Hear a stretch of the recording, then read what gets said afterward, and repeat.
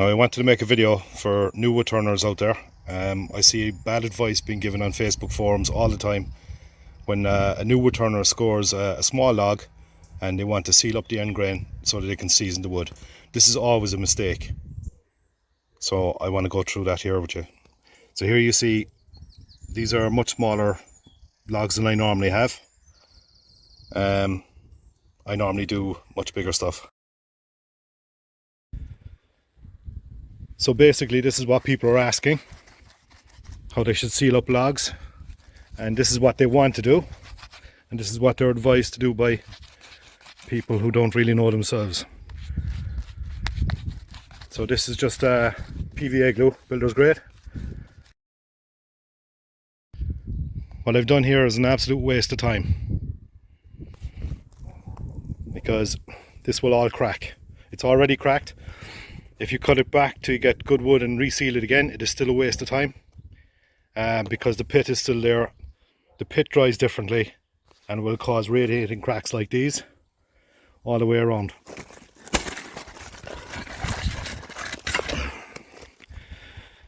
This is the other side of the log. Here you have the pit. The pit always dries differently and you'll end up with cracks like these. So sealing the log is a waste of time, because you're going to lose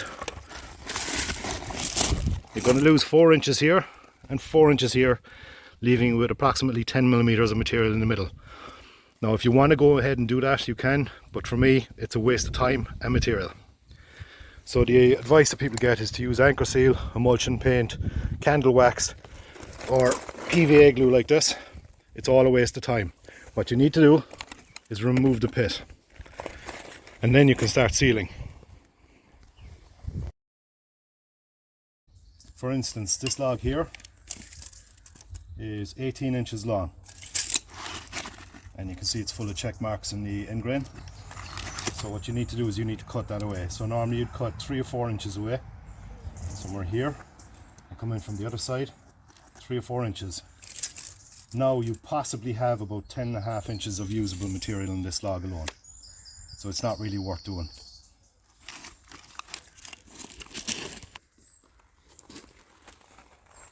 Okay, this log here is about 89 inches. Now I can leave that on stickers like this up off the ground for months, and all I'm going to lose is maybe 4 inches here and 4 inches on the other end, and I still have usable material in the middle. So these are some of the tools you need to cut logs: chainsaws, marking paint, tape measure, wood crayon, carpenter's pencil, and a stick for drawing edges.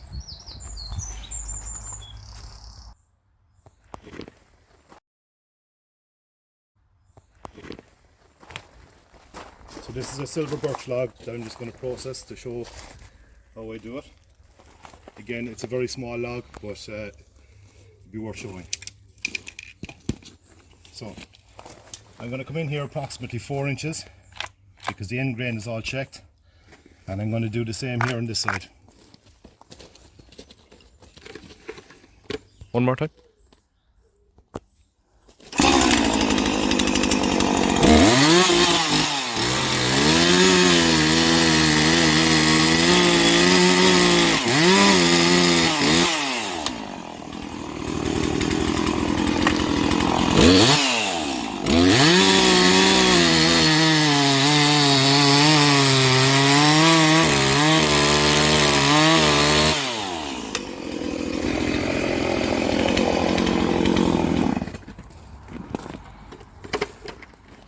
So here we have fresh wood, and the pit has no visible cracking in here. That's the pit. So now we're good to go on from that side. I'm just going to cut the other side too.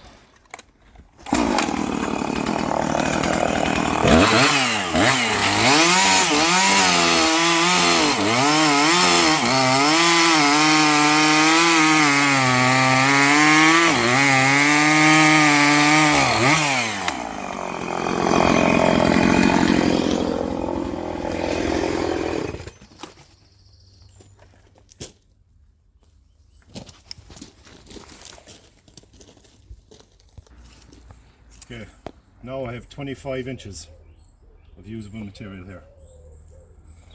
So we'll come in here somewhere around 12 and a half and it'll be the centre cut. So we have approximately 12 inches here and 12 inches here of usable material. Now we don't know that for definite yet, we still have to cut it.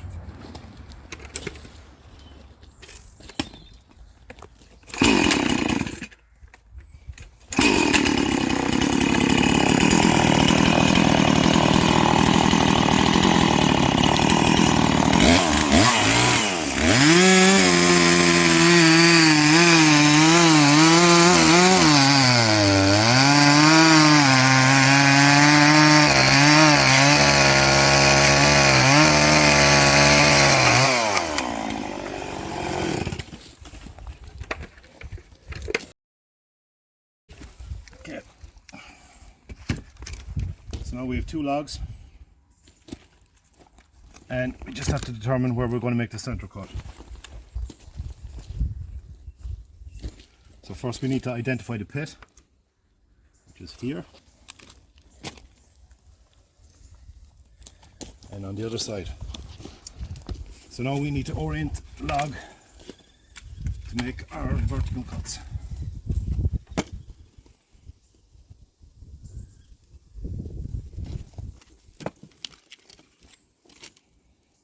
So depending on what you want to make out of this, if you want bowls, you obviously want the biggest one you can get.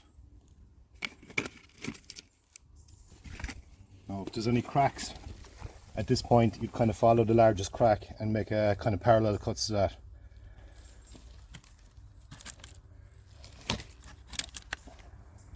So we're just going to go with here.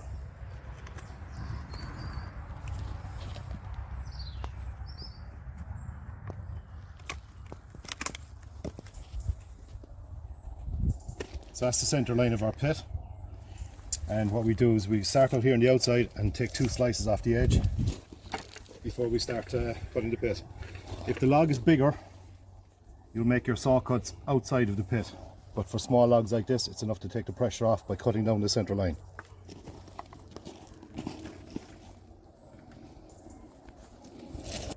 So when I'm deciding to make my cuts, all I want is a vertical cut here and the same on the outside. And I'm just going to cut straight down through the pit here. So I'm going to do these freehand because the log is so small.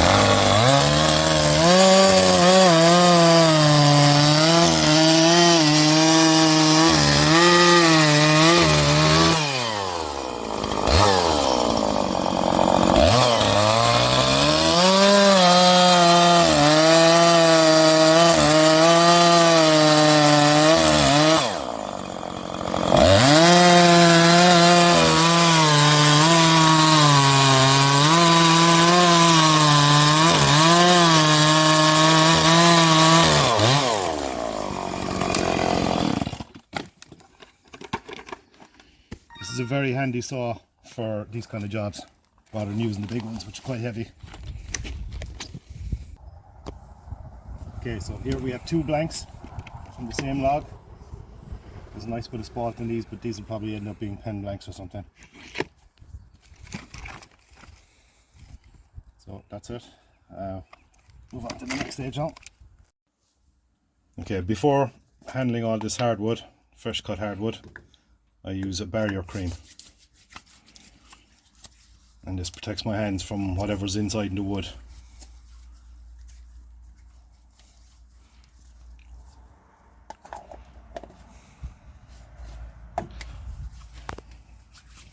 Doesn't exactly feel nice, but after a few minutes it dries into the skin and just there's a barrier there. A good bandsaw with a good blade is essential, and what you want to do is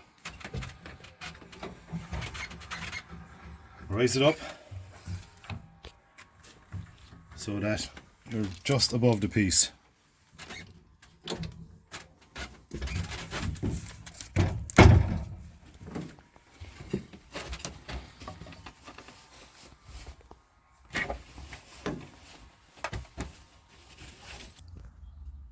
Okay, so all I'm going to get out of these is probably spindle blanks or pen blanks.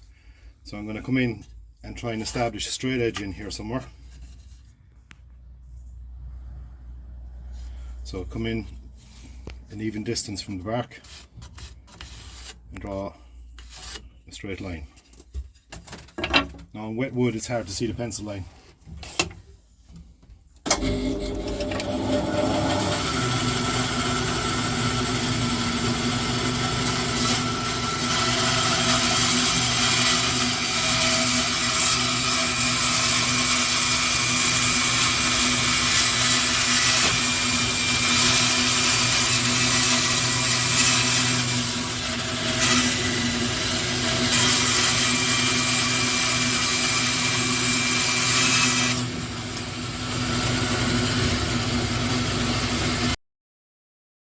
A straight edge to work with, so I can work with the fence of my bandsaw. I now need to determine what pieces I can get from this. So 55 is the max, so I'll do that as my first cut. Now I'd normally have the extractor on at this point, but because I'm recording I can't do that. So I'll move over the fence to 55 millimeters. Now it's not going to be perfect after the first cut, that's okay. I'm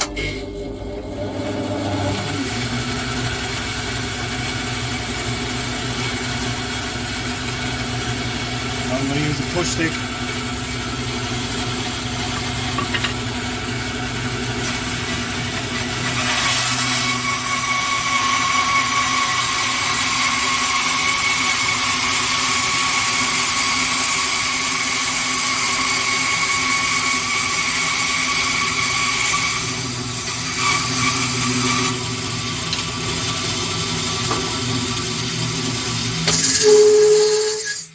As well as using the push stick, I was using my hands as a guide, and you'll notice my 3 fingers are on the other side of the fence, so I can never come in contact with the blade.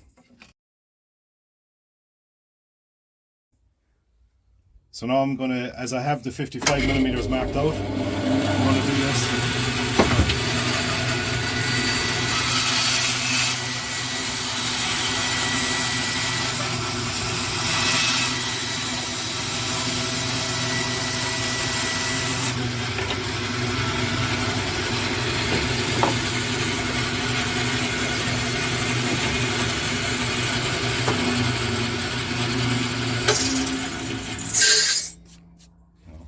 So get it.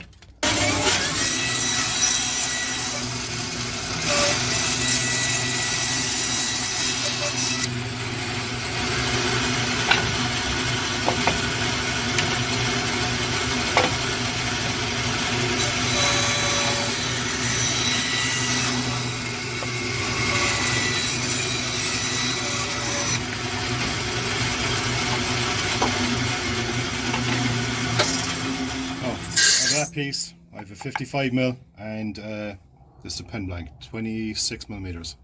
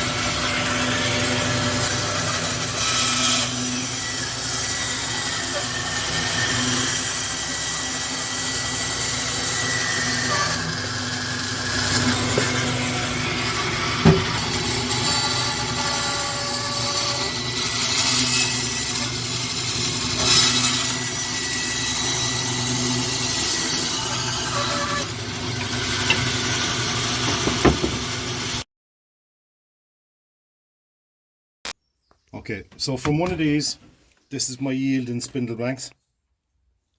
And if you notice while I was cutting there, I didn't reduce the height of the blade, which I probably should have.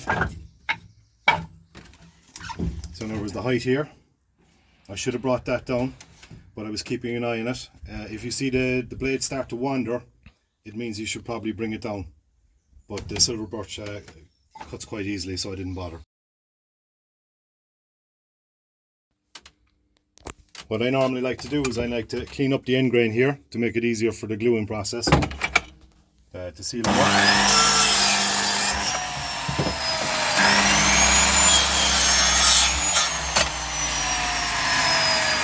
It's a lot easier to seal that now, and there's a little bit here.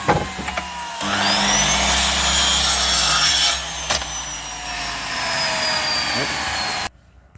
Now, at this stage, now that you've gotten rid of the pit, you could actually seal the end grain, but you're likely to get it to crack. And you still need to cut away all this bark here because there could be insect activity here. So you need to get rid of it. So the easiest thing to do is to make it up into blanks the size that you want. So I will get rid of most of this. I could seal this now, but chances are it will crack at some point. So much easier to bring it down to the size you need, as in these. And the wood will dry much quicker without cracking. Okay, so before I glue, I'm going to brush them off because there's sawdust from the bandsaw and it just gets messy on the brush if you don't do that. Now, ordinary brush. This is builder's grade glue with about 500 ml of water mixed in to make it a bit more pliable. So I coat the end grain in two directions. And I also do about an inch up the sides, because this is where you're going to get cracking on blanks. Just a little tidy up, other side.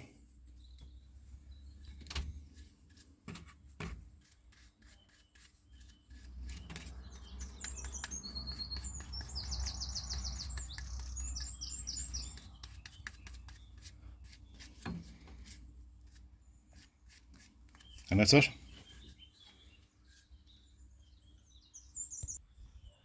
Okay, so now we need to dry it. So the ends are sealed, so if you have units like these, plenty of air gap all around and situated in such a way that the glue won't stick to the shelves, and that's it. That's all you need.